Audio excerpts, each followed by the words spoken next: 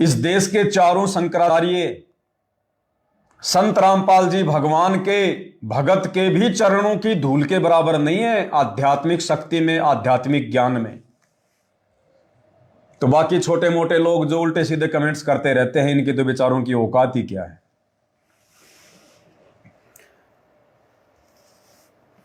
क्योंकि जिस समय इन लोगों को ये बातें समझ में आएंगी, जो बातें आप और हमारे आज आ रही है, उस समय तक बहुत समय निकल चुका होगा। इन लोगों के पास उस समय सिवाय पश्चाताप करने की और कुछ भी शेष नहीं रहेगा। इसलिए आज हमने इनकी बातों पर जरा सा भी अपने आप को मायूस नहीं करना चाहिए। भाइयों और बहनों, जैसे आज से 25-30 साल पहले जब अपन छोटे छोटे थे और उस समय यदि कोई पैंट या किसी का कोई पायजामा अगर वो घुटनों से फट जाता था या पीछे से यदि वो फट जाता था तो आप और हम शर्म के मारे उसको पहनते नहीं थे। क्या सोचकर कि लोग क्या कहेंगे, इसकी पैंट फटी हुई है, घुटने से फटी हुई है, इसकी पैंट पीछे से फटी हुई है, इसकी पैंट का रंग डिफॉल्ट हो गया, रंग फॉल्ट हो गया, रंग उड़ गया। या किसी का पायजामा, किसी की पैंट, उसकी लंबाई बढ़ने के चलते ऊंची हो जाती थी, घुटनों तक आ जाती थी वो, तो बड़ी शर्म महसूस करते थे उस समय हम कि लोग क्या कहेंगे, लोग मेरा मजाक उड़ाएंगे कि देख छोटी छोटी पैंट पहनता है, इसके बाप के पास में पैसा नहीं है, ये लोग सिमा नहीं सकते, ये लोग गरीब है, देख फटी पैंट पहन रहा है। लोग अपनी बेइज्जती महसूस किया करते थे। और आज क्या हो रहा है, जो लोग फटी फटी पैंट पहनते हैं, फटी फटी जींस पहनते हैं, उनको पैसे वाला समझा जाता है, उनको बड़े बड़े घरों का समझा जाता है, लेटेस्ट फैशन समझा जाता है कि लेटेस्ट फैशन आ गया जींस में, घुटने से फटी हुई है, पीछे से फटी हुई है, और पैंट ऊंची ऊंची लोग पैंट पहनते हैं, ऊंची ऊंची पैंट पहनते हैं। क्या कहते हैं? फैशन, नई डिजाइन, लेटेस्ट डिजाइन है ये। लोग वो ऊंची ऊंची पैंट पहन के, वो फटी फटी जींस पहन के मार्केट में जाते हैं, लोगों को दिखाते हैं। आप और हम तो छुपाया करते थे, और आज क्या हो रहा है, लोग दिखाते हैं कि लोग ये देख ले कि मेरे पास कितना पैसा है, मैं लेटेस्ट डिजाइन वाली फटी हुई जींस पहन रहा हूं, लेटेस्ट डिजाइन वाली ऊंची ऊंची पैंट पहन रहा हूं। भाई और बहनों, ठीक इसी प्रकार आज हम परम पूज्य सतगुरु रामपाल जी भगवान की भक्ति कर रहे हैं। उनके आशीर्वाद से उन्होंने हमें जो अनमोल तत्व ज्ञान दिया, शास्त्रों से दिखाया, प्रमाणित किया, उस आधार से हमने अपना तन मन धन उनके चरणों में न्योछावर कर दिया। तो दुनिया को ये फटी पैंट नजर आ रही है, दुनिया को संत रामपाल जी भगवान, उनके भगत और संत रामपाल जी की भक्ति और उनकी मर्यादा, दुनिया को ऊंची ऊंची पैंट नजर आ रही है, उनको फटी हुई पैंट नजर आ रही है। क्योंकि वर्तमान में जो पाखंड, जो अंधविश्वास, जो दिखावा धर्म के नाम पर काल की कुप्रेरणा से चल पड़ा है। यदि आप दारू के ठेके से बियर लेके, शराब लेके यदि आप जी पैदल यात्रा में जा रहे हो, डीजे पे डांस करते हुए, मुंह में खैनी लगा रखी है, जर्दा लगा रखा है, माता बहनों पे बुरी नजर डाल के उनकी तरफ इशारे करके डीजे पे नाच रहे हो, बाबा श्याम जी के भी जा रहे हो, हनुमान जी के भी जा रहे हो, रामदेव जी के जा रहे हो, ठेका आ गया, नशा उतर गया, एक बोतल और ले आया, डाली गले में, फिर डीजे पे डांस करने लगा। गाने भी क्या चल रहे हैं, अरे नाच मारी, पता नहीं क्या बोलते हैं, नाच मारी, ऐसा कुछ आता है।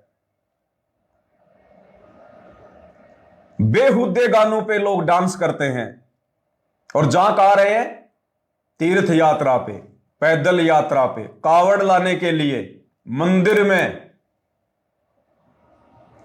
तो इस भौतिक युग में जिन लोगों को आध्यात्मिक ज्ञान नहीं है, जिनको सच्चा गुरु प्राप्त नहीं है, वो लोग इस पाखंड को, इस ढोंग को, इस आडंबर को, इस व्यभिचारणी भक्ति को, इस दिखावे वाली भक्ति को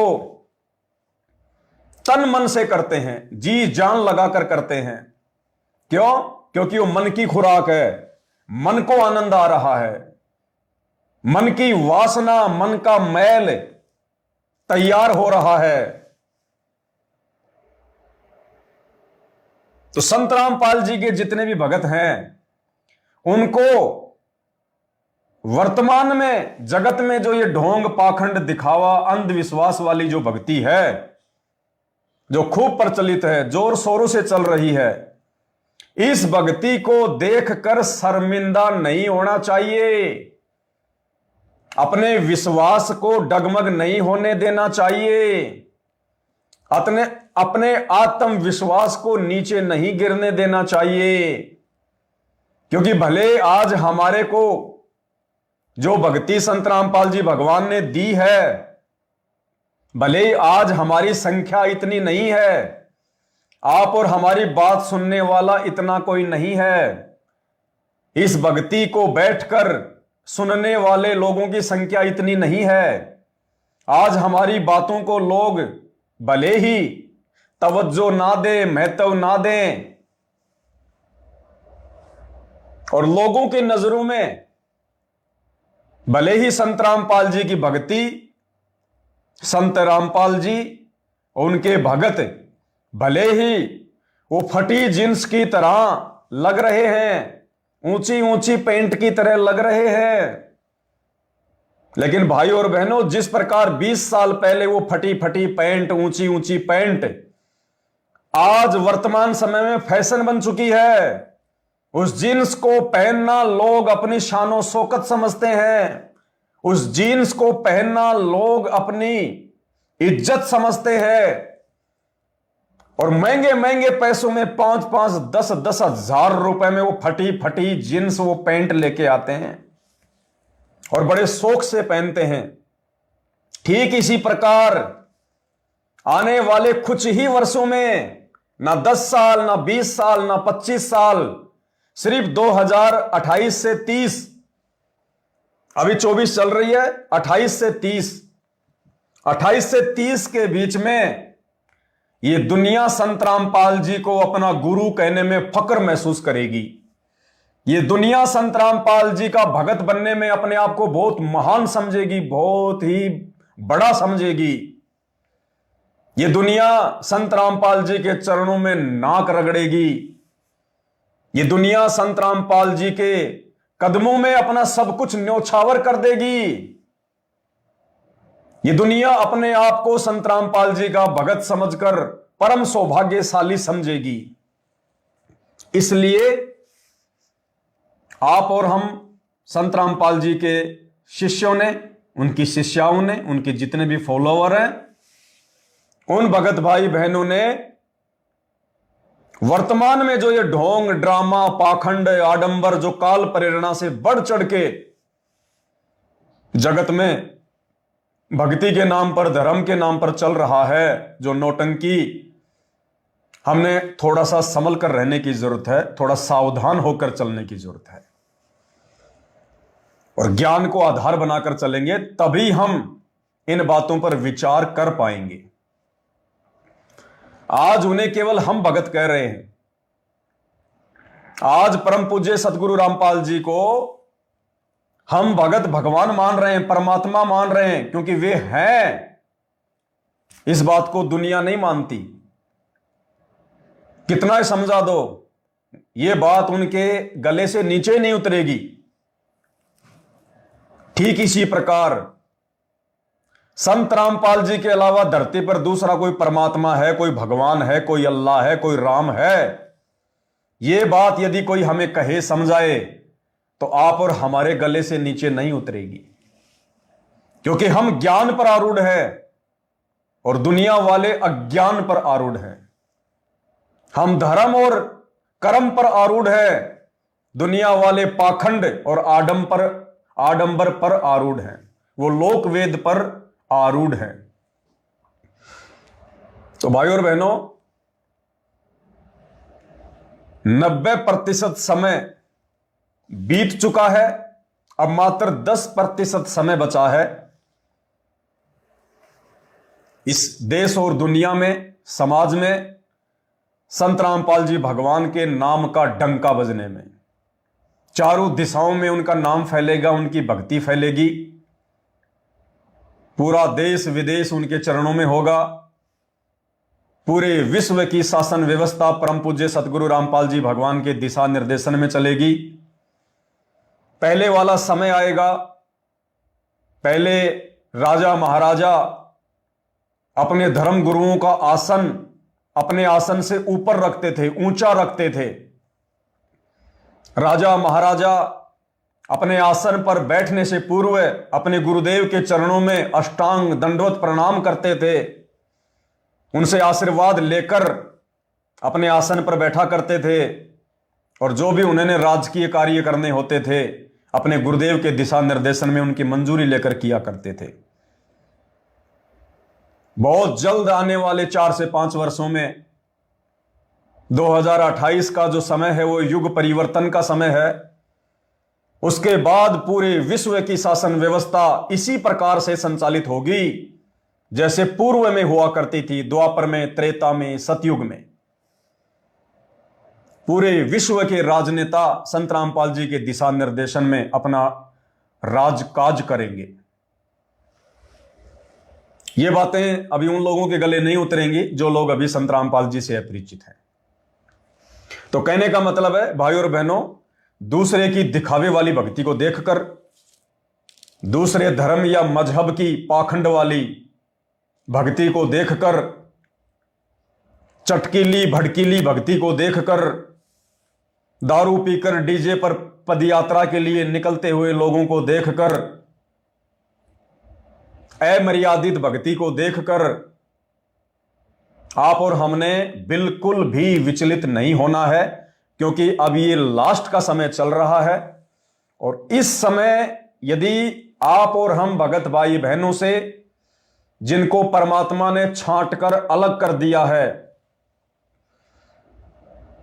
परम पूज्य सतगुरु रामपाल जी भगवान ने जिन विशेष आत्माओं को, जिनको उन्होंने सन 1994 से 2014 तक नाम दीक्षा दी, 28 वर्षों में परम पूज्य सतगुरु रामपाल जी परमेश्वर ने जिन आत्माओं को अपनी शरण में लिया, और 2014 के बाद से आप और हमारा जो ये परीक्षा का काल चल रहा है, ये एग्जाम चल रहा है, छटनी चल रही है, 2014 के बाद से उन्होंने उन लाखों में से जिन आत्माओं को साध संगति से जोड़कर चुन लिया है, सतलोक की फाइनल परीक्षा के लिए, रिहर्सल के लिए, उन आत्माओं को वर्तमान में बहुत ही ज्यादा सजग रहने की आवश्यकता है। जरा सी मर्यादा जी का जंजाल बन जाएगी, जी का जंजाल। भले ही कुछ भी करना पड़े, किसी को भी नाराज करना पड़े, घर परिवार रिश्तेदार पति पत्नी, किसी को भी नाराज करना पड़े तो सहर्ष हम नाराज कर देंगे यदि वो हमारी मर्यादाओं के बीच में आएंगे, यदि वो काल प्रेरणा से हमारे नियम भंग करवाने की कोशिश करेंगे तो हम कुछ नहीं देखेंगे। ना हम किसी से लड़ेंगे, ना झगड़ेंगे, ना मन मुटाव करेंगे, ना गाली गलौज करेंगे, ना मार पीट करेंगे, क्योंकि ये तो हमारे खून में ही नहीं है। हमें परमात्मा ने भगत बनाया है, सच्चा भगत बनाया है, सत्य सेवक बनाया है। जो तो को काटा बोवे वाको बोतु फूल, तो है फूल के फूल है वाको है त्रिशूल। कबीर आवत गाड़ी एक है, उल्टा हो अनेक। कहे कबीर ना उलट यो, रहे एक की एक। परमात्मा के इन फॉर्मूलों को अपनाते हुए, उनकी वाणियों पर अमल करते हुए हमने केवल ज्ञान आधार से संघर्ष करना है।